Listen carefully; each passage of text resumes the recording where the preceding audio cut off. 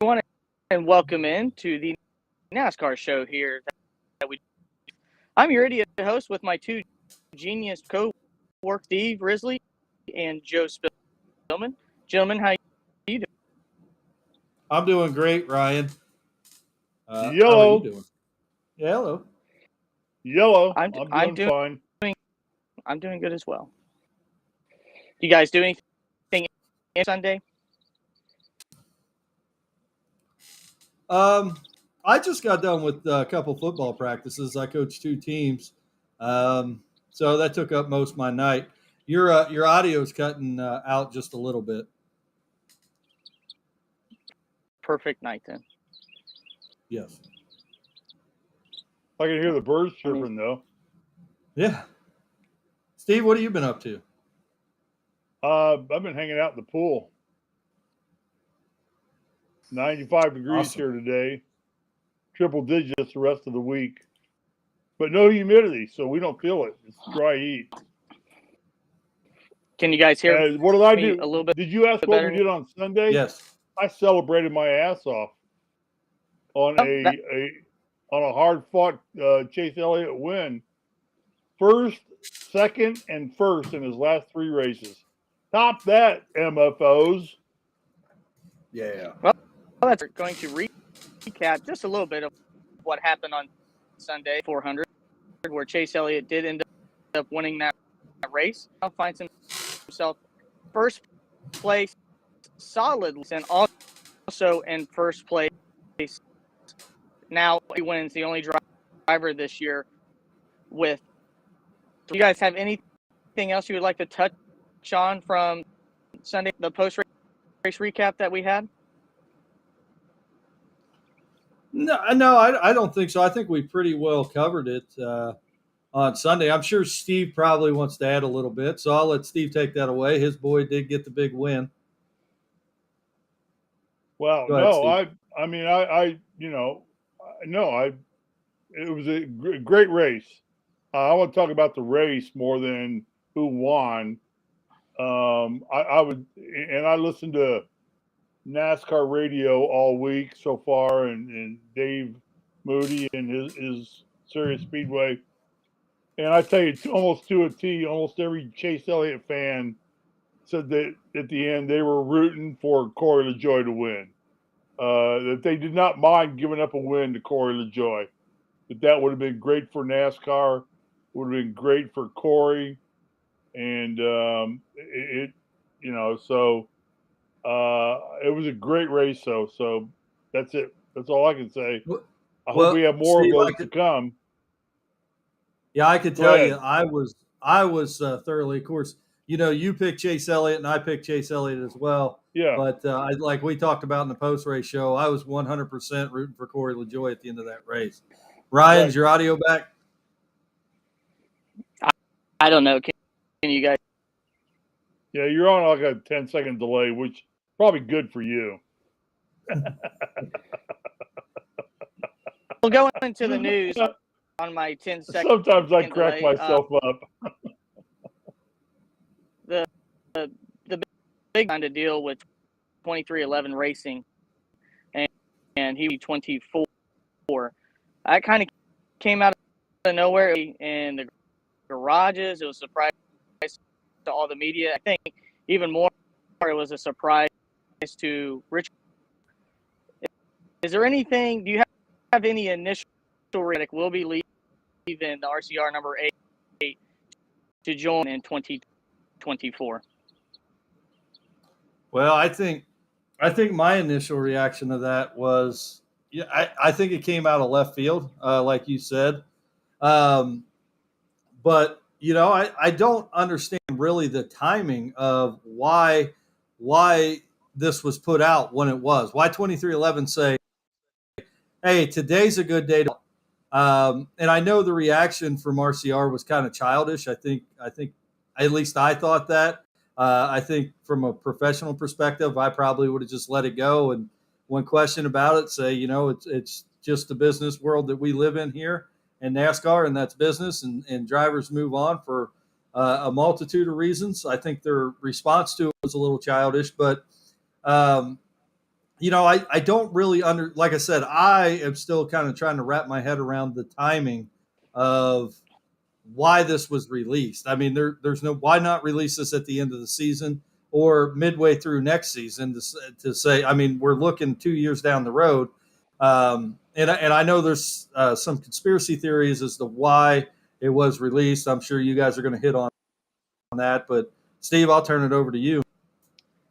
I tend to disagree with you just a little bit, Joe, and not in any sense that I want to be negative about it, but I think the timing is good because it gives everybody a chance, time to reset. It gives RCR a chance to reset if they got to find another driver.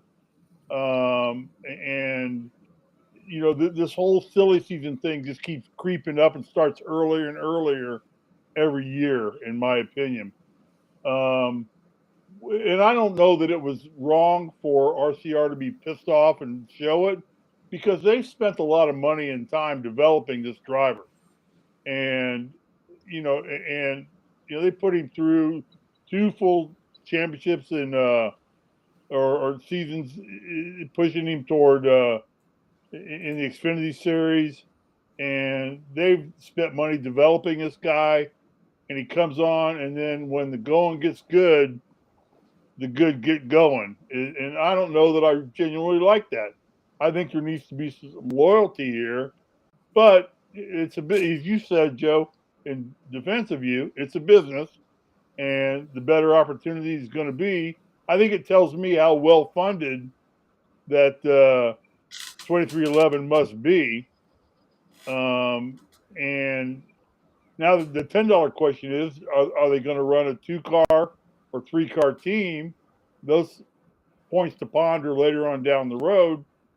I've already heard them say that they're kind of putting a little mini crowbar underneath the axle of Kurt Busch, and Kurt Busch is the biggest success story 2311's had in his infant stages, and yet they kind of want to push him out the door. So it tells me they're going to protect the 23 car and driver as long as they possibly can. And of course, we know who that is, our boy Bubba. So it's an interesting scenario all across. A lot of digesting to do. We can manhandle this one throughout the course of time as we choose to do. But I don't fault RCR for being pissed at all. I think it's ill-timed. It's a bad decision for RCR. They worked to get this kid ready to go to where he's going to have success in the upper echelon now. And I don't know. I mean, I'm speculating 10-1. Ryan, what do you think about? And one thing, some dumbass Mike Pastor Risley should be on a 10-minute mute. Okay, or delay. Okay, this Mike Pastor. Who is that? Who is that? Who is that asshole? This asshole, if he's got a complaint, take it up to corporate and file it with corporate. If corporate wants to shit can me, corporate can shit can me. Other than that, shut up, good Pastor. Shut up and just go talk about boxing. Something where you get your head bashed in and you know about. Go. Ryan, what do you think about this whole thing with RCR? I think the reason why it was possibly later is I just don't think in today's day and age, keep it quiet. So I think you have one of these situations that this is going to be released now so that either a reporter by another team, because for a year and a half. In today's day and age, get held for 2 days, let alone possibly 2 hours. The reason, and the other thing I can area is the fact that maybe didn't racing try to release this so that pressure on RCR to release Tyler Reddick. Right, Reddick only did sign a 1-year extension, and he left the door open. Like, yeah, I want to be extended, said that everybody was aware that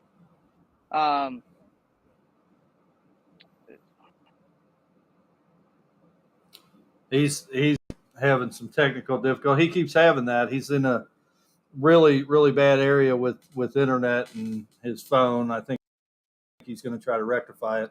But I agree with him. I think maybe in what he was trying to say was because he had talked to me about this on the phone, and he brings up a good point there that 2311 released this information hoping that RCR just goes ahead and releases Tyler Reddick. What do you think about that? Do you think that that's a possibility, Steve? Well, I no, it doesn't sound like it from what RCR said. They're planning on running a full schedule with him next year. Right. I thought that Childress made that pretty clear. God, there's so many points to talk about here. We could make a whole show just out of this. Is that I think the earlier they announce it, the better off it is for everybody. Because if they're going to release him, but does 2311 have the funding for a third car right now? I mean, what are they going to do? Are they going to just dump Kurt Busch out right now, who's already in the playoffs, or for next year? Yeah. This guy's a playoff driver for the last 2 years, or they're not going to shit can Bubba. We know that. I mean, NASCAR's not going to let that happen. I guarantee you.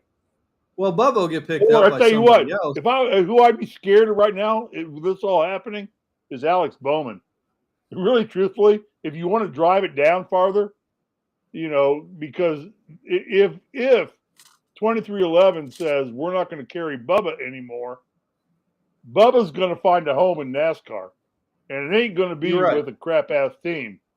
And I could see Hendrick at the guys of NASCAR saying, create a hole for him, and Bowman is out, and Bubba fits the 48 car and goes part of that team. I mean, this is a Mike Goodpasser conspiracy theory right now.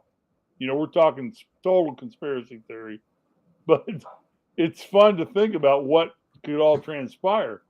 But I don't know that 2311 is ready to take Reddick on. Do you think they are, Joe? Well, I mean, I don't think that they go to a 3-car team. I don't necessarily think that's true. But if you're in the interest of, if their goal is to win championships and win races, and you have 2 drivers currently running for you in Kurt Busch and Bubba Wallace, and you want to make a logical decision on which one gives you the best chance to win races, it's not Bubba Wallace. So if you want to bring Tyler Reddick on, I think you get rid of Bubba Wallace on your team. But Kurt Busch is also getting older. I mean, who's to say that 2023 isn't his last season? I mean, what is he, 44? Yeah. So, well, he's signed through 20. He's got a long-term contract with him, though. Right. So when does that end, though? Do you know? I don't know. I can't answer that right off without researching it. And my intern, is taking surfing lessons right now outside my back door. So my intern's not available to me just a second to research that. But otherwise, I'd tell you when that contract ends. So when the Sharks start moving in, the intern will come in and we'll get an answer to that. But I don't know. I don't see Kurt retiring anytime. So I hope he doesn't. Kurt Busch is good for the sport. He's a good driver. He's still won races, and he's qualifying with the playoffs. I don't want him to retire. I'm not in everybody's camp here, like I know some of you guys are. I still think Bubba can be a good driver in this sport. I think he's getting some play because of the situation of what he presents to NASCAR. And that's good. That's fine. I'm okay with that. But I think the guy can win races. He just needs to be coached, and you get him under Jeff Gordon's wing, Who knows what Bubba can learn to do? I don't know. I don't know, but I might be willing to take that chance because the upside of Bubba coming to the sport, of course, they tried this with Danica too. You know, the upside of bringing Danica into it and Stuart Haas, but Stuart Haas is not Hendrick Motorsports. So I don't know. I don't know what the answer is. Yeah, I don't know what the answer is It's either. a lot of interesting questions. More questions than we still- have answers for. Ryan, we're still stuck on conspiracy theories with Tyler Reddick. So Yeah. why don't you give us your thoughts again and see Yeah, where you're sorry. at, because we missed some of it. Well, I'll try this one more time. I mean, is it okay or is it bad? You're on a delay. You're on a delay, but we can hear you. We can hear you. You're on a delay. Okay. Earlier, I think in today's day and age, the reason why it came up right now, social media world. So instead of letting either a reporter or somebody in the garage, that's why 2311 Racing tried to release it themselves, even though it seems very early. It's not unprecedented. With Kevin Harvick, oddly enough, when he left RCR, it was about a year early. K4 car left 2 years early to join the number 5 for Rick Hendrick. I mean, news in today's world doesn't stay with a source for hours, let alone almost a year and a half. The only other thing I can think of, and I do heard, but I think that maybe 2311 is trying to push RCR Tyler Reddick. He only signed a 1-year option, and I think maybe that's the only thing is to possibly terminate. Maybe they think pushing all their chips in early will by RCR to, possibly terminate that 1-year option that Tyler Reddick just signed. It sounded like RCR didn't want to sign him for longer than that, at least for right now. It's a huge get for 2311 Racing. I'll be surprised. The only thing that I said, and I think is possible, is I think Denny Hamlin went out and got his guy, that Denny Hamlin wants Tyler Reddick to be his teammate. So I wouldn't be surprised if both 24 drivers, or 2023, 2022 drivers are out in 2024, where Denny 3 and Tyler Reddick's driving that's 45. And maybe that itself is another reason to and get your guy now, because Denny Hamlin said, I raced with him, I competed with him, and he's also got the money and the backing of Michael Jordan, and if Michael Jordan gives the okay financially, this guy. So you think that both Bubba Wallace and Kurt Busch are out in 2024? I think Bubba Wallace has to sooner than later, because he is being outdone by the same commitment to the guy and the same. And Bubba Wallace has had one more year of experience with 2311 Racing then. And at the end of the day, I would like to think that Michael Jordan is still competitive as a player. And if Bubba Wallace isn't putting up wins, let alone decent finishes, I don't see why you would retain him unless there's other things that that it doesn't matter if you win or not. And, when he wants to support Bubba Wallace.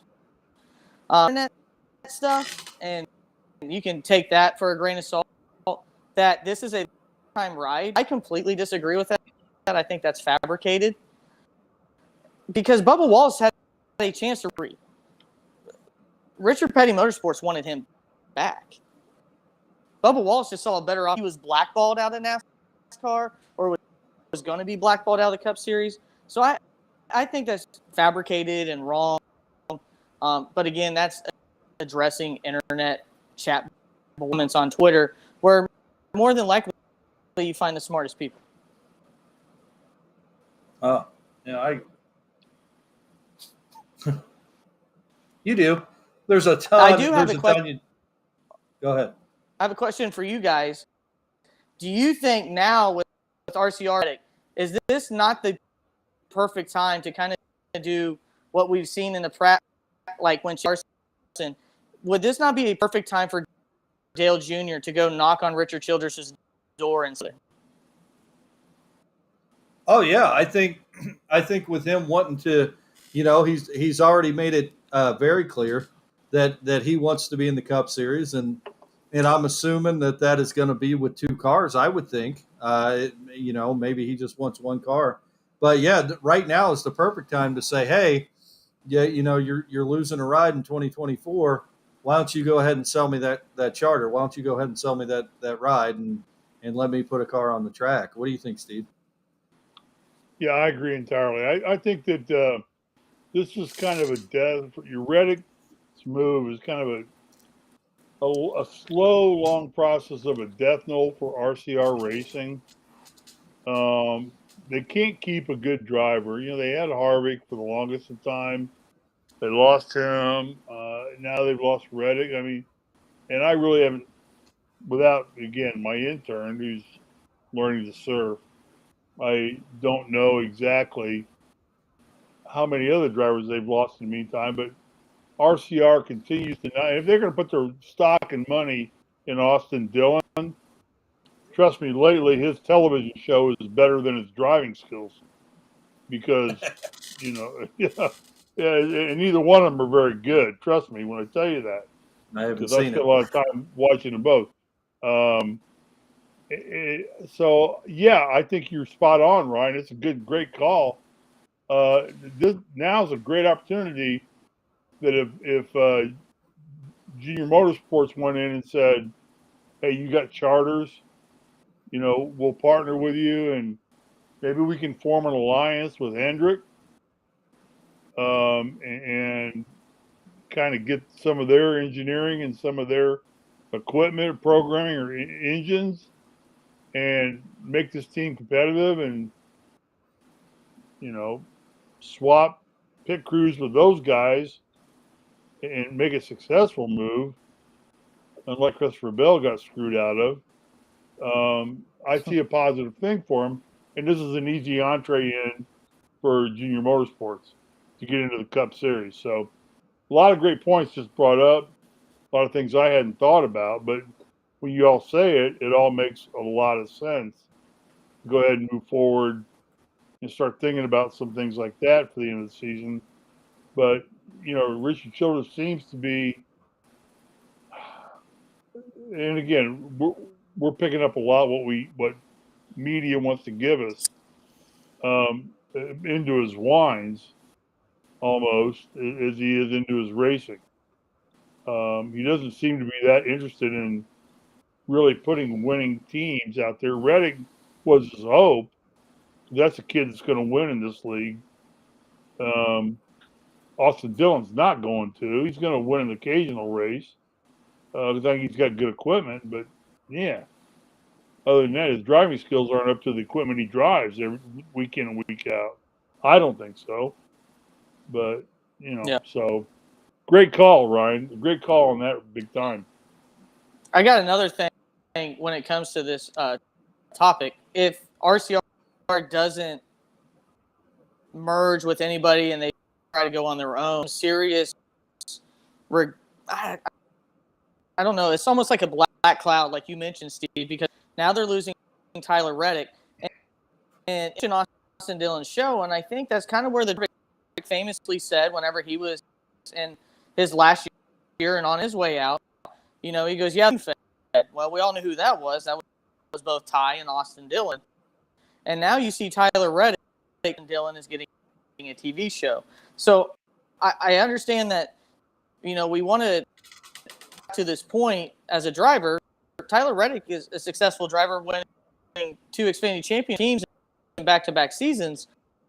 But I think that what he sees is an opportunity to where he can 311 racing, and if I'm him, I jump all over it. But do you guys think that 2311 racing is actually a step up or move right now? No, For Joe, go ahead. I don't think. I mean, when you're talking about Richard Childress Racing or 2311, I can't in good in good faith or in conscience say that right now 2311 is a step above RCR. I think certainly they performed better this year, but when you're talking about a team that is cemented in the sport right now, I think you would go with RCR all day long. And I think the problem that RCR is having right now is more self-inflicted than anything. Um, and it kind of reminds me when you look at youth sports and you look at dad coaches in youth sports that, they coach the sport because they want their son to play a certain position. And they do that out of the best interest of the team. And because they either want their son playing quarterback or running back. And I think that that's what's going on with RCR right now. We got the grandkids in the race cars, and they're probably not the best fit or the best talent for them race cars right now. But come hell or high water, they're going to have a ride because of who they're related to, and I think that's obviously a self-inflicted wound for RCR. But when it comes to money and established team, I can't say that you say 2311 is a better race team or a more established team than RCR. Certainly performing better this year, but I think that's because of self-inflicted wounds. Steve? Well, first off, I think 2311 is here to stay. I think that they have enough good equipment with Gibbs power under them, Gibbs equipment under them. I think both drivers right now are quality drivers. I think I'm not sold that Bubba Wallace is a slug. I made myself clear on that. I like him as a driver. I just would love to see somebody who knows the sport, like a Jeff Gordon or a Tony Stewart, or somebody coach him and teach him how to drive a damn race car to win a race and not just bully his way to the front. There's two differences there. So I don't think 2311, they're a little bit behind Trackhouse and some other teams that are out there right now. I get that. But this team's in its infancy. Hamlin has got his footprint on it. Hamlin's already made it clear on Dale's junior show that you need to have a 3-car team to be successful. 4 is, big bucks. You got to have big bucks to do 4. 2 is not enough. 3 is a number you need to have. 2 is not enough information, and you can't get enough feedback from one other team doing it. So he wants a 3. It sounds like he wants a 3-car team. I don't know that, Michael Jordan is barely a billionaire. He is a billionaire, but most of that is because he owns the Charlotte Hornets basketball team, which is paper money. It's not cash on hand that he can go dump into a NASCAR team. I don't know that he wants to commit that into a NASCAR team. So, but he definitely has buying power. Nobody has more buying power in the world of sports than Michael Jordan does. If Jordan comes to you and says, invest with us, people are going to invest with Michael Jordan because everybody's going to make money in the end. So I like that. But I think RCR, and looking over to RCR, I think they're on their way out. I really do. Sadly, I think this is just another nail in the coffin of Dale Earnhardt. And this is maybe the final nails that are going in right now. But I agree with you that he's down to, are people going to want to go to RCR now? Looking at what they've got going forward, what's coming up, and the fact that basically he's wrapping his fingers around, like you said, grandkids, relatives, things of that nature now, and people that aren't related to him are going there for 1 or 2 years to learn to drive and then moving on. So, Ryan, back to you.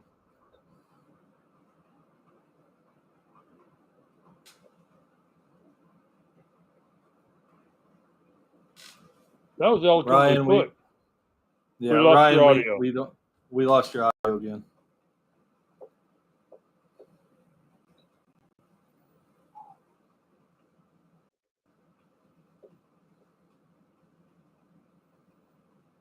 So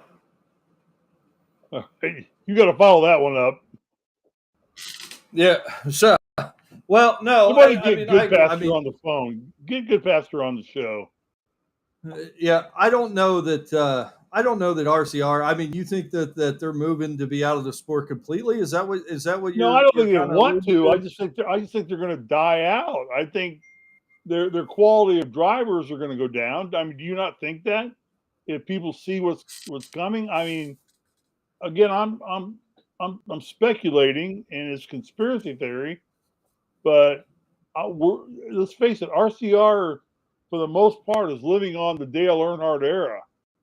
I believe they are. I think they're waving the black number 3 flag as much as they can and selling a lot of Earnhardt memorabilia in their gift shops. And there's a lot of black number 3 cars sitting in their display rooms in their museums that they have. So I don't. But what's moving forward with this team? I don't see anything. I mean, Austin Dillon is not the answer to their problem. Right. But yet they put lock, stock, and barrel in him. They develop a kid like Tyler Reddick, and then wham, bam, thank you, ma'am. He's like, all right, I've learned all I can learn from you. I'm out of here. And Harvick was the same way. And although Harvick stuck around a lot longer. Well, at the end of the day, Steve, it's got to come down. It's got to come down to money. Do you not think if RCR was like, "Hey, Tyler, you're an up and coming guy. You're a guy that potentially someday here in the very near future, in the next couple of years, may be able to win a championship. I mean, hell, he could win a championship this year if the stars align. Unlikely, I think, but maybe RCR says, okay, you know what, this is the direction that we're taking RCR. He's going to be our driver. He's going to be the guy that we sink our money into, and we're going to sink the money. We're going to sink money into him, and make sure that he stays around. So, at the end of the day, I think it's got to be about money. I mean, sure, you make moves in every situation in life that is in the best interest of you. But when you're talking about professional sports, race car drivers, football players, they go where the money is. I mean, and if RCR is not willing to pay their up and coming talent, and they want to sink their money into the grandkids, that's what they're going to get. And if that is the downfall of that team, like I said, it's self-inflicted. Ryan, let's you got some audio back? I don't know. Do I have audio back? Boom. Yes. Much better. Speak. All right. Fifth time's a charm. Good deal. I heard Floor is yours, buddy. The only thing. I promise not to talk over you. The only other thing I was going to say on this topic is with RCR in 24, outside of Ty Gibbs, is there a prospect right now that you think that they should try to commit to the truck series? I mean, because they're going to need to find somebody, and I think right now, if they're going to make a splash by getting a young prospect that can try to revive this organization. Oh, Carson Hosebar. Can I address this first? I'm going to ruffle feathers here. If I was RCR, I'd go get Noah Gragson and put him in my back pocket and sign him and let him loose on the Cup Series. I would let him have some fun and let him get after the one car right away. No. Shut up, Steve. But I would sign Noah Gragson. I think Noah Gragson is a hell of a driver. Childress knows how to handle that kind of personality because Gregson's got a personality not too dissimilar from Earnhardt's. Is that Earnhardt's the only other guy I know that I know of and watching race. I never knew Dale, although I did sit next to Dale at dinner one time in St. Elmo Steakhouse in Indianapolis for the inaugural Brickyard 400, and we shared a glass of Silver Oak wine. He bought the Magnum. I got the 750-liter bottle because I'm not Dale Earnhardt. But he's got the same kind of mentality that what I would presume Earnhardt had to Gregson. So if I was RCR, my pick would go get Noah Gregson. I'm going to disagree with you. Okay, that's fair. So, and we're talking 2 years out, right? At least as we stand right now, or at least Well, the we information say that we have. don't know. Yeah, we're Right, assuming right, that's what it is. Yeah, right. Yeah, right, and we don't. But there so is we a have to driver assume. that I watch every week in the Truck Series that has thoroughly impressed me, and he's yet to get a win yet, but and he's made some rookie mistakes and he's taken himself out of the race. But like when Ryan first asked that question, the driver that comes to mind that I think is an up and coming driver, and within the next 4 or 5 years, we're going to see him in the Cup playoffs. I'm almost sure of it. Is Carson Hocevar. When you watch him in a truck race, he gets himself to the front of the pack every week. He's in contention every single week. How that young man has not won a race yet, I have no idea. But if I have my eye on a driver at any lower series, whether it be Xfinity or the truck, that's the guy that I'm looking at. And I think that I know that there's some team owners and some teams in the Cup Series that have their eye on him right now, going, he's potentially our guy, because he's going to make a name for himself in this sport, and he's already starting to. But I think that's a driver that I look at right now and go, let's start building him up, some money into him. Let's develop him and get him up here to this series as fast as we can. So I don't know how familiar you are with him, Steve. So I know the name. I don't follow the trucks as closely as I probably should, because I think the truck racing is something I'd want to do most.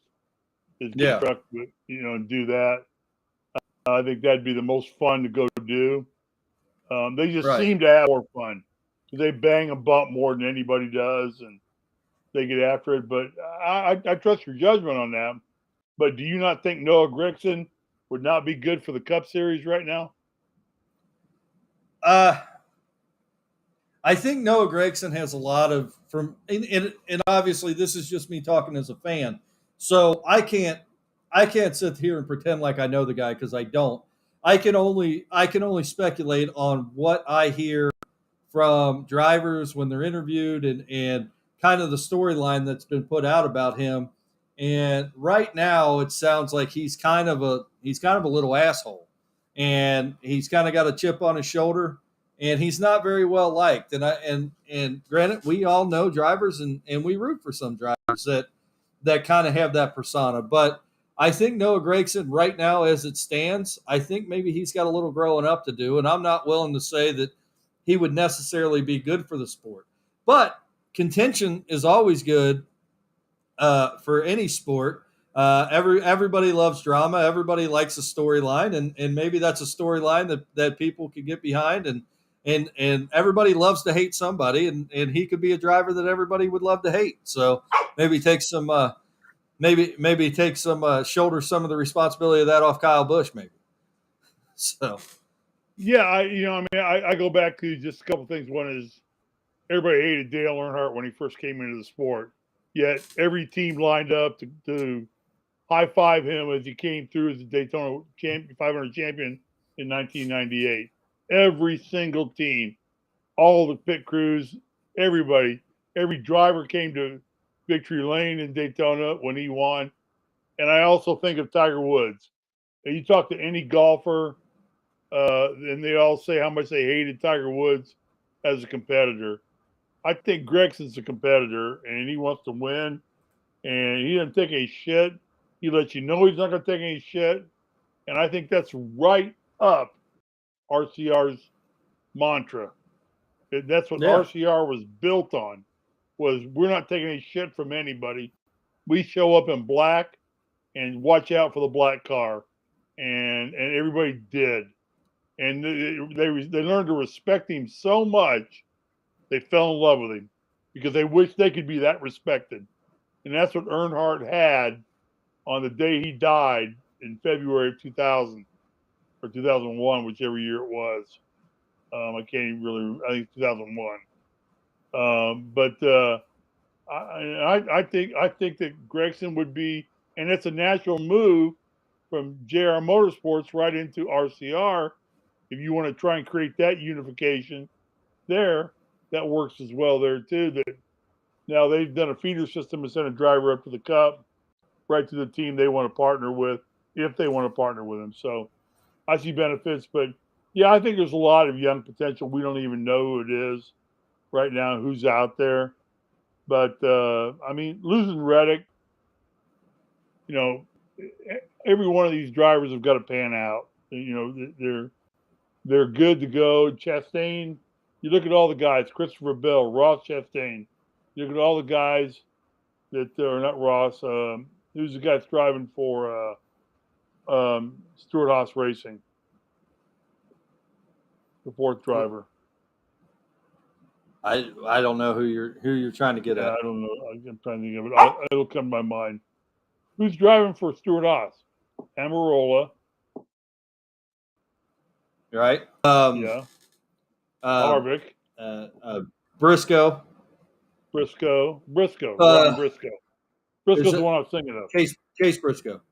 Chase Briscoe. Yeah, he's the other one who's one of these young hot guns from the Xfinity series, and you know he hadn't really panned out. He hadn't really done much. I think he's on the short end of his stick right now. So it's a big leap, as anything is. Just like what I learned is going from college basketball to trying to make an NBA team. Holy cow. It's a world of difference. It's not even a different, same universe. It's different. So time will tell. Yeah. So this is going to play out for a while now to see what the repercussions are of the events that occurred and happened. I mean, do you agree? I mean, we're just touching. I mean, like I said, Hamlin says they need to go to a 3-car team to be successful. Well, are they going to go to a 3-car team next year? Are they going to wait and see what Kurt Busch does? Can they afford a 3-car team? I mean, one question. I think next year is a little early for them to go to a 3-car team, in my opinion, but maybe that's what they're shooting for. Yeah, I don't, unless they already have a sponsor lined up. Who knows? I mean, Michael Jordan's that genius at what he does.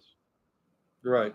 I mean, who's to say Nike didn't just come in and, I mean, Phil Knight owns Michael Jordan, everything in the world. And then Michael goes to him and says, hey, sponsor a 3rd car. I mean, does that fly? I don't know. Yeah. I want to be part of that team because you're going to get all the best Nike gear there is known to man. Yeah. I think one thing that we do need to talk about and kind of move on from this, because we've talked about it for a while. Yeah, we have. But before before we do that, I do want to let everybody know that this show here on The Grueling Truth is powered by betting.net. And betting.net is your best bet for finding an online casino or sportsbook that's right for you. Well, and Steve, I think one thing that we need to hit on this week, and I don't want to let it go without kind of touching on the fact that what we saw with the pit crews this week with Bubba Wallace and Bell switching pit crews for this week, and I think it's a permanent thing. But I think what we saw toward the end of that race with Bell losing a tire and pretty much taking him out of contention kind of gives credence to Bubba Wallace's complaint. Now, I don't know what Bubba Wallace's excuse is for finishing outside the top 10 with the pit crew that he had this week. I can't tell you. I'm sure he does have an excuse for that. But do you think that gives legitimacy with the pit crew essentially causing Christopher Bell to not be in contention at the end of the race? Do you think it gives any credence to what Bubba Wallace had to say about his pit crew? No, not really. I think it's just a circumstance that, I mean, that's happened to Hamlin's had the same thing happen to him. It was number 1 team for JGR or number 2 team behind Kyle Busch. I mean, I just think that's a case of what happens. Mhm. I'm not going to fault that. I think Bubba's biggest problem in the sport right now is he's just a mediocre enough driver. He's always in the middle of the pack, and the middle of the pack is where accidents happen. And I think Bubba should be focused on getting himself out of the middle of the pack. And yeah, he gets up front, and TV certainly broadcasts the fact that Bubba's up near the front, but then he fades back into the middle of the pack, and then a wreck happens, and he gets caught up in it. But I don't think it lends a lot of credence to that, Joe. I see your point. It's great fodder to conspiracy theory again that they're trying to do all they can to screw Bubba and get him out of the sport and whatever. I don't know.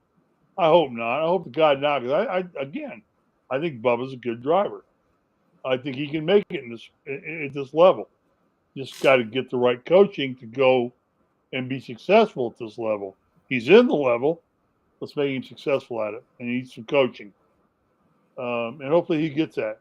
But I don't think this pit crew, every team in racing, including Chase Elliott's, who has the fastest average pit stop of any team, 11.3 seconds for the whole season so far. They measured, and Chase Elliott's team has the number one pit crew or number one lowest time in the Cup Series right now, in and out of the pits in terms of dead stop time. So, and he's had the same thing, loose lugs. They just have not figured this thing out yet with a single lug. They haven't got it perfected. They'll get it perfected. I have no doubt about that. That's an easy fix over time. But I don't think that's the difference between. I would not put a lot of steam into the change of pistons. If I was Christopher Bell, I'd be more pissed just because I lost the guys I'm used to working with. And I'm also right there on the cut line for making the playoffs. And, Bubba's got to win now to get in. Otherwise, he's not playoffing it at all. Not even close. You can't get enough points to get up in there. No, he is. He's done well, unless he wins. Yeah, he's outside the top 20 in points. So he's no, out. I agree. So I don't think that's as big an issue as people want to make it to believe it is. Yeah, I'm not. The only person that should be pissed is Christopher Bell. He got screwed out of the deal only because he lost his pit crew. Right. I'm not saying it's a huge issue, but I think at the end of the day, Ryan just commented and said Bubba Wallace is way better than my connection. So, yeah, right. Tonight he is. That's for sure. And I'm not saying that it's a huge issue or should be considered a huge issue. I think you're right when you say maybe that is just a circumstantial thing that is so glaring right now because of what happened with being switched. But kind of my perception of Bubba Wallace's attitude and how he feels is I think he's over in left field going, see, I told you. I cracked the top 15 this week because of my pit crew. I mean, he's still not in the top 10, and I disagree with you on Bubba Wallace. I think, my personal opinion, Steve, and anybody that's listened to the show knows my personal opinion. I don't think he has any business in the Cup Series, but there's a lot of drivers that don't, and in my opinion, and he's certainly better than some that do have a full-time ride. So I'll give you that. But I think you're right. I don't think it had anything. I don't think his performances had anything to do with his pit crew. To be honest with you, I think JGR as a whole has had some very, very terrible pit decisions and made some terrible mistakes on pit road that has cost many of their drivers and their top driver, Kyle Busch, even. Whether you're talking about 2311 or JGR, I mean, it's essentially the same team with pit crews. I mean, they've all had their struggles on pit road. So I don't want to say that it's other drivers are finding a way to win and finding a way to get in the top 5 and the top 10 with the same struggles on pit road. And Bubba's not able to do that. So I'm not going to put it on I'm not going to put his performance on the pit crew. Do you have anything else you want to say about that before we move on? No, I just think that if I was gonna start placing blame, I'd put it on. Don't these teams have something called a competition director? It's like Chad Canals for Hendrick. It's like who was Tony's pit crew chief for SHR. Can't think of his name. I should know it. Had it on the tip of my tongue 10 seconds ago before you rambled, but it was a good ramble, so I wanted to hear it, but I forgot. Gerard, who was Zipadelli? I don't know. Okay. Zipadelli. I think he's the competition director. Right now, I'd say if I got fault anywhere with JGR, it's whoever their competition director is. If you can't get your pit crews aligned, and you can't tell me you can't train 5 or 6 pit crew teams in the course of a week and every day, the problem is much bigger than just the right rear or right left tire changer, in my opinion. So I would be looking way above that, and even above the crew chief, because the crew chief, when the car comes in, he's watching 20 different things. He assumes everybody's going to do their job. But what is the competition director doing to assure that in the practice time that everybody's getting ample practice, gets their spots filled, their responsibilities down to pat for any one of the teams? So don't put it on the drivers. I don't put it on switching pit crews. I put it on people that are, in charge, controlling the circumstances, getting them trained, getting them prepared, getting them ready to go. And I think that's where the issue lies with this.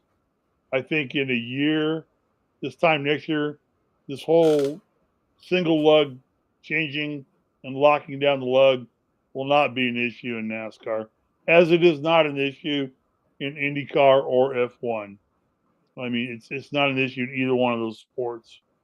It happens occasionally.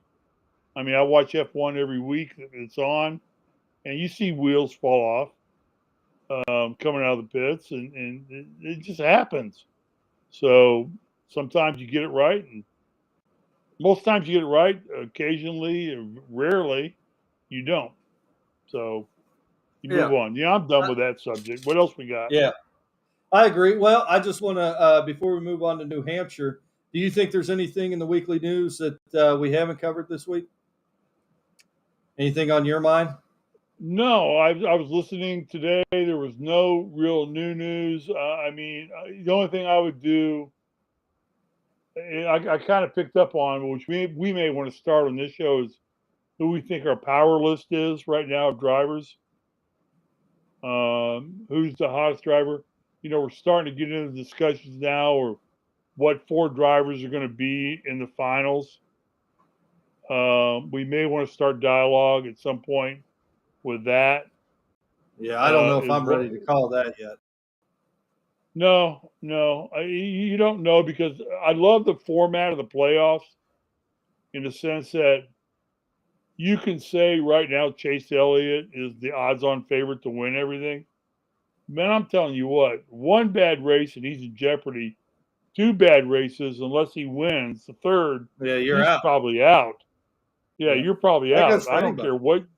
Yeah, it goes for anybody. Yeah, but I'm saying right now everybody's eyes are on Chase Elliott and saying this is his year to do it. Horseshit.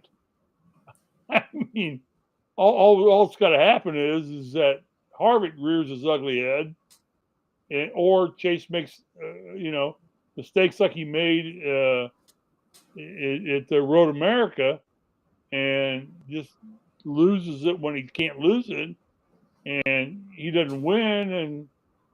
And so I love this format in the playoffs, in the sense that you can be seeded number 1, but the seedings don't mean anything. And really, truly, the playoff points benefit you for the first and second round, maybe, mostly the first. then the second. Then after the second round, playoff points kind of go out the door, as far as I'm Yeah. concerned. I think at that Yeah, point they you've leveled do. things I agree. off. Yeah, and you've leveled things off, and you're getting into some nitty gritty tracks in the second half of the playoffs. You know, you're getting into Martinsville again. You're getting into Talladega. You're getting into tracks. You've got to figure out a way to go win. And trying to figure out how to win on Talladega, shit, gee me, Christmas. That's like, oh my gosh. How do you win? Well, You run up front, stay out of trouble, burn your tires, burn your fuel. You hang back in the pack, save your car, yeah. but yet you're susceptible to all the wrecks. What do you do? It's a bigger crapshoot than any other race on the circuit. So we're getting into the really fun part. I think you're going to see a lot of incredibly desperate drivers. Right now, I tell you right now, in our pool that we do, I'm picking Ryan Blaney for the rest of the season. I Yeah, mean, he's that got to guy, try to win. he's got to try and win. And Blaney's Well, capable of winning. and that So move was going on. to be. Yeah. So, you know, Yeah, no, go ahead. that was actually going to be our last topic. Real quick, Go ahead. though, just give everybody the information. Hey, wait. I want to place a bet. I want to place a bet on the British Open. Where would I go to find out who's going to give me the best odds on the British Open? I mean, Steve, you could go to betting.net, and betting.net's going to give you the best casino for the state that you live in and provide you with the casinos and sports books that have the best odds. Really, betting.net is your best bet for finding any casino or sports book that fits your needs. But so I got a question for you, Joe. Here's the question. Hey, go ahead. I live in California. Betting online is illegal here thanks to the Native Americans. Betting.net will tell you. But betting.net can still tell me where I can go illegally to go offline and bet, right? No, they will not tell you to do anything illegal. They won't tell me anything? See, I'm not a gambler. No. I don't gamble. No, Steve, they won't tell you anything. If I go to betting.net in California, I'm going to get a big blank. Yeah, you will, because betting online is illegal in California until next year. Good for them for following the law. And, good for them. And betting.net does follow the law strictly. So, good for them. Yes, they will provide legal casinos and sports books for you to bet at. I'm fired. You probably are. After that, corporate just fired me.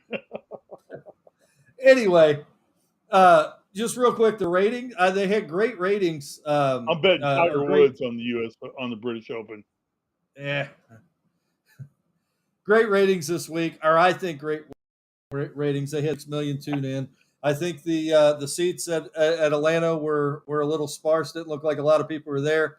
As we talked on the post race show, it kind of upsets me when I see the name Quaker Steak 400 that was stolen from Kentucky Speedway here in my backyard that I attended religiously every year, and they move it to another racetrack, and I see less people at that racetrack than Kentucky Speedway. It really irks me. But they did have good viewership. 2.6 million is not bad for a weekly race. And I think if everybody knew how great the racing is to watch at Atlanta Motor Speedway now, more people would have tuned in. But our last topic before we move into New Hampshire, Steve, is wait. I have one question. What? Hooters is a sub-sponsor of the 9 car. Yeah. Can you not figure out what better race Hooters would want to put their logo on a car than Atlanta, which is their home base, where their operation is totally based out of? Is it not breaking your heart that Chase didn't run the Hooters paint scheme in Atlanta and win that with the orange and white that we so have come accustomed to whenever we walk into a Hooters restaurant to get great wings? And I'm not getting paid for this because there's only one freaking Hooters in LA, and it's all the way down to Long Beach, which is a country mile from me. I don't know. I'm still waiting for the yellow car to come back. Mellow Yellow. Is that still in existence? You got to hit. Yeah. Can you still buy Mellow Yellow? Yes, you I can don't still know. buy Mellow Yellow. I drink LaCroix Anyway. water, baby. I'm LaCroix water all the way. We're at an hour, but anyway, we got 3 spots left. We got 13 different winners this year. We got 3 spots left essentially for the playoffs, and right now, those 3 spots go to Ryan Blaney. Wait. One thing. Before you start, We're never going to get through this. Have Ryan send in his picks for the week. We have to make our picks. I already got them, Steve. I'm way ahead of you. Okay, you've got them. All right, my fault. Yeah. I'm done. Go. Anyway, those 3 spots are currently held by Ryan Blaney, Martin Truex Jr., and Christopher Bell. Christopher Bell is only beating out Kevin Harvick for that last spot by 18 points. Now, I would assume over the next, we have 7 races left in the regular season, 6 or 7, off the top of my head. I would assume over the next 6 or 7 races, however many we got, that we will probably get at least, at minimum, 2 more new drivers. So 2 more new winners, which if that's not any of those 3, would put Ryan Blaney as the last man out. If we get 3, they're all out essentially. New winners. If it's not them. So at this point, who we have on the bubble, Ryan Blaney is 131 to the good, but I think that you got to be aiming for a win. Martin Truex is plus 62 to the good, and Christopher Bell's plus 18. Kevin Harvick's minus 18. Almirola is minus 43, and Eric Jones is minus 77 in the 19th position. When we're talking about drivers, and I include Blaney and Harvick, which driver do you think for the next 6 or 7 races do we see in and week out basis just going balls to the wall, ensuring that they get a win? Who do you think has that gut check and says, you know what, we got to win a race and we got to race, we got to run these races like it's do or die every week from here on out? Is that based on who I think is going to try or who I think is going to get a win? Who do you think is going to try it? And who do you think is going to get a win? Well, who I think is going to get a win is Blaney. I think Blaney's a very hot driver right now, actually. And he's just a victim of circumstances the last 2 or 3 races. Who I think is going to try is Bubba Wallace. I think Bubba is going to go balls to the wall. I think Bell's going to play conservative because I think Gibbs is a conservative leader and say, hey, just finish in the top 10 every race and you're in good shape. I think Harvick, I disagree with you. I think only one more driver that has not won yet is going to win.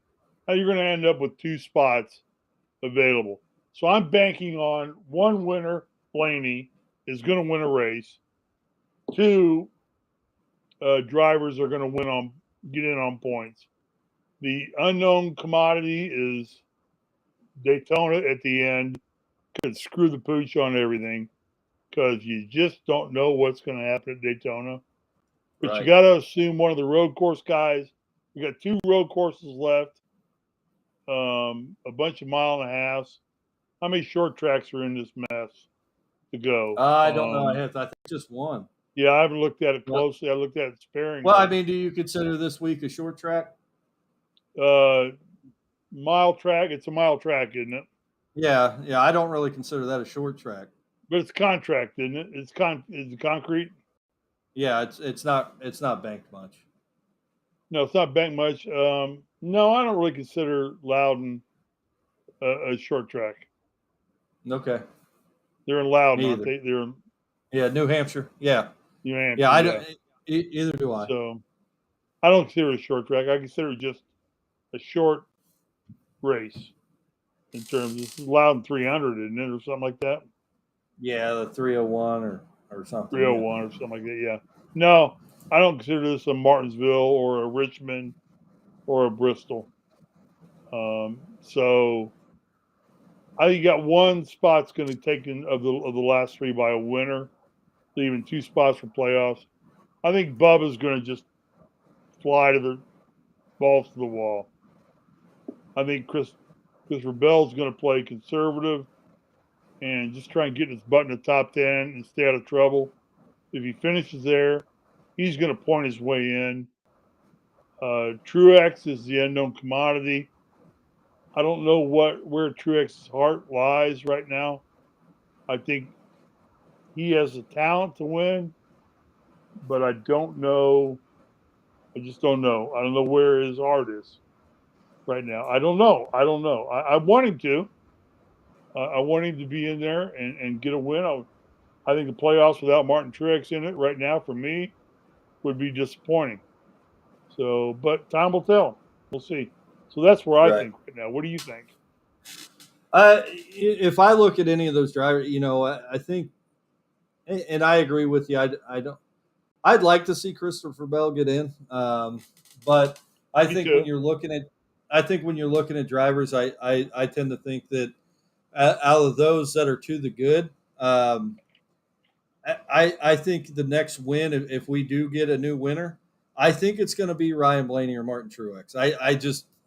I feel like, Martin Truex probably should have already had 2 wins this year, and I feel like he's made, which he shouldn't at this, and I've said this, but he shouldn't have done this in his career. But he has made some rookie mistakes this year that have out of contention, and I think that he probably should have a win or 2 already, and I think over the next 6, I think there's 7 races left for whatever reason. I could be wrong, but I think he gets a win over the next 7 races left. Yeah. And then he gets a win in the next 7 races. I think Bell is the odd man out here. Like I said, Kevin Harvick is 18 points to the bad right now, being the odd man out if there is 2 more new winners over the next couple races. But I don't think Kevin Harvick has it in the tank to get in. I don't think he's racing aggressively enough. I don't think he has the car to finish races right now, and I don't think he's the driver that finishes races up front anymore. So I think Kevin Harvick's probably the first guy out this year with Bell. But I could be 100% wrong on that, and I hope I am, because I would like to see Kevin Harvick maybe get back in the playoffs for another run.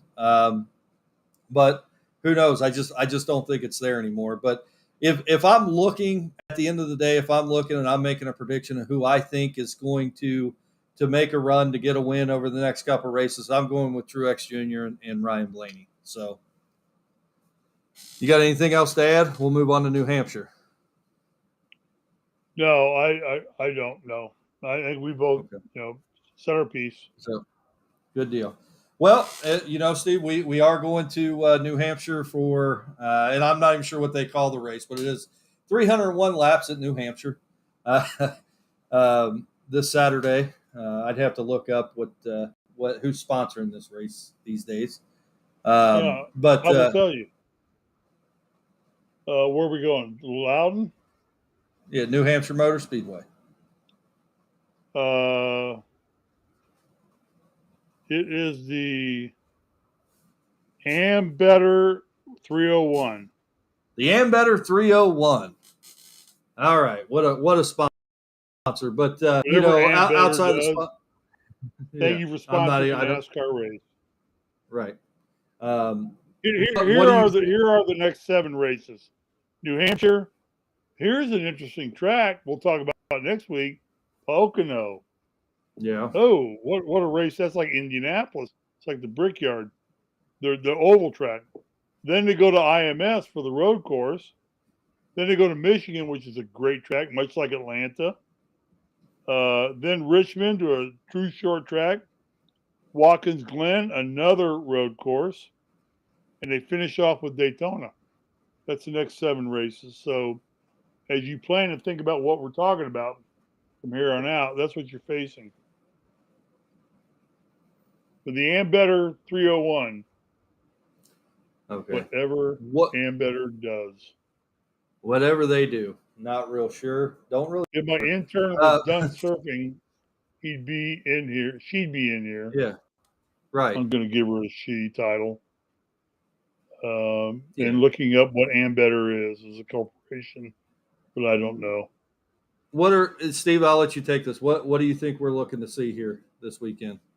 What should we be looking for in the cars? We move into qualifying and practice. I like the Gibbs cars. I like the Toyotas here.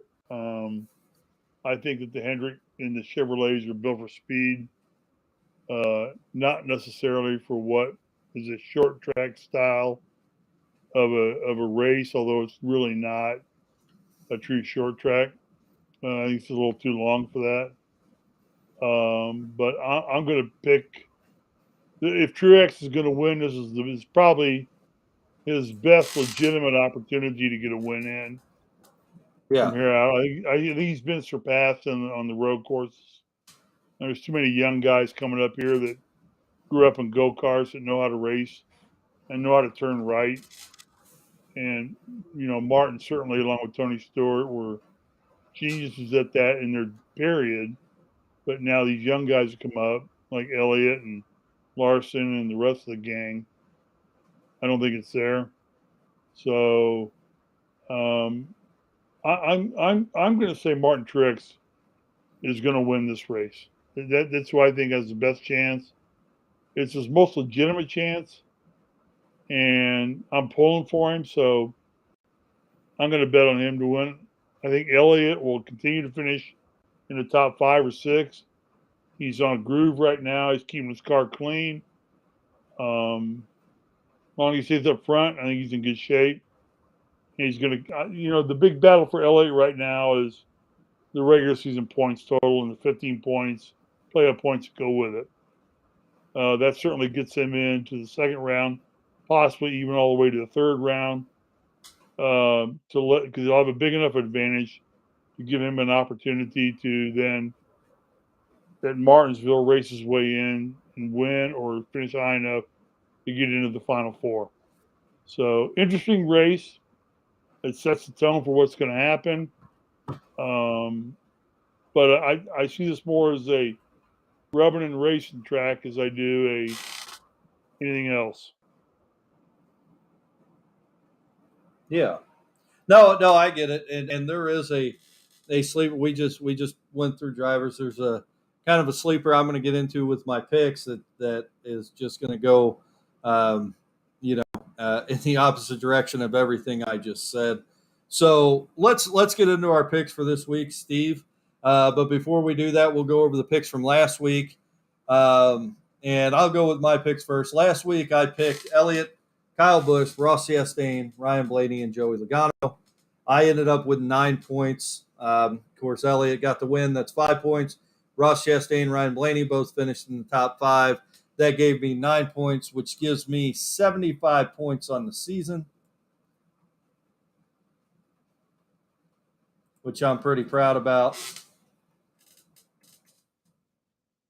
And because you stole every one of my drivers last week, you got 9 points as well. You picked Elliott, Chastain, Ryan Blaney as well. So you got 9 points, and that gives you a grand total of 74 points for the season because you stole my drivers. Thank God I did. Ryan didn't do so well, and Well, he makes dumbass picks. Well, he didn't do real well. He did, and no, he actually made some good picks. Like he picks like a girl. Kyle Busch. You're not going to do that just because he's not here. He picked Kyle Busch. Kyle Busch actually was running a great race. He picked Bell. Bell was running a great race. Alex Bowman shit the bed. McDowell kind of shit the bed. So he didn't have bad picks. They just didn't work out, which they sometimes do. But Ryan is not quite up. They weren't bad picks. I almost picked. You picked. No, you didn't. But anyway, Kyle and Kurt Busch are never bad picks, ever. But Ryan didn't do so well in the points, and he is a little bit behind.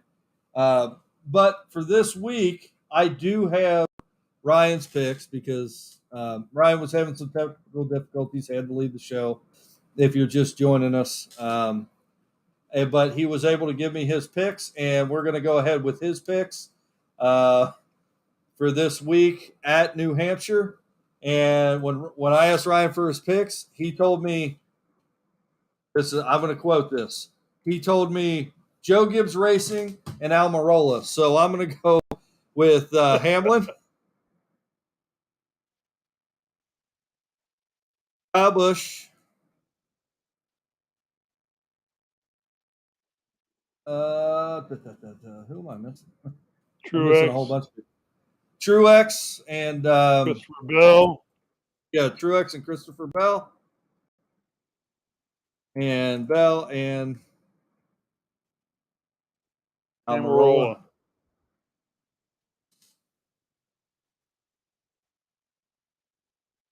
And I am going to give you the honor, Steve, since you are 1 point behind me of picking next. All right, I'm going to go with Elliott. Of course you are. Logano. Well, I'm a homer. I'll be the first to admit I'm a Chase Elliott homer. I picked him every race, and I've done fairly well. Yeah. Yeah, I have. Elliott, Logano. This is a track that's tailor-made for Logano. He's won there at least once, multiple times, I believe, hadn't he? I think maybe he has 2 wins. 2 wins, maybe. Yeah. I'll tell you in a minute. I'm going to go with Ryan Blaney because I think Blaney's balls to the wall. Blaney? Blaney. Gotcha. And I'm going to go with Martin Truex. He's run well on this course as well. Okay. And my last pick, somebody who is a master of disaster, who runs well and can bump his way to a victory, and that's Kurt Busch. All right. I got Elliott, Logano, Blaney, Truex Jr., and Kurt Busch. Is that right? Repeat that to me. Got Elliott, Logano, Blaney, Truex Jr., and Kurt Busch. Yes. Okay. I am going to go with Kyle Busch this week. I'm also going to go with Elliott. I'm going to go with Larson, Blaney, and this one's going to get you. You ready for this? Kevin Harvick.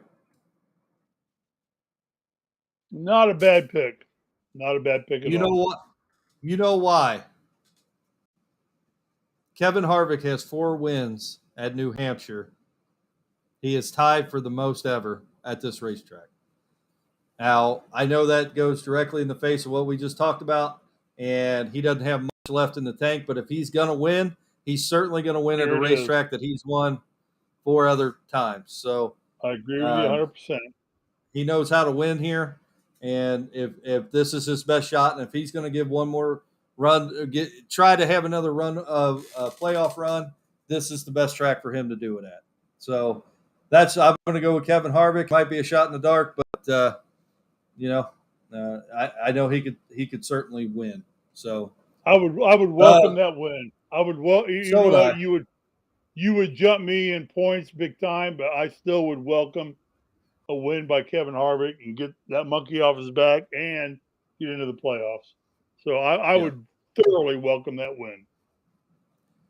Well, Steve, before we wrap up the show, do you have any final thoughts you want to get out before we wrap her up? No, I just I miss Brian. I hope he gets back because Brian brings a lot of insight to our show, and I'm sorry he's having connection problems. Hopefully he can get that resolved, and we get him back here on Wednesday or Sunday post-race. Sunday post-race, and get his thoughts because his comments and thoughts are always well received, well respected. And not to mention, Ryan was scheduled to host tonight, so he had the whole outline for the show. And after his connection problems, we just winged this entire show on the fly. I don't think we did a bad job. And I think you did everybody a great job, Joe. I thank everybody for joining us. If you liked our show here, you could always check us out on Facebook. You can check us out on YouTube. We are also on any major place you can find a podcast. So we are there as well. If you do enjoy our show, please like and subscribe to our page. We do appreciate that. And we will see you on Monday, or check that. We will see you on Sunday for our post-race show, just shortly after the race, normally about 9 o'clock. If the race runs a little late, we'll be here at 10 or so. And we hope to have Ryan back, but it is not Ryan's fault. We live in an area where our internet is just terrible. So we do appreciate you all for watching. We will see you on Sunday, and have a good night. Good night, Steve. Good night, Joe.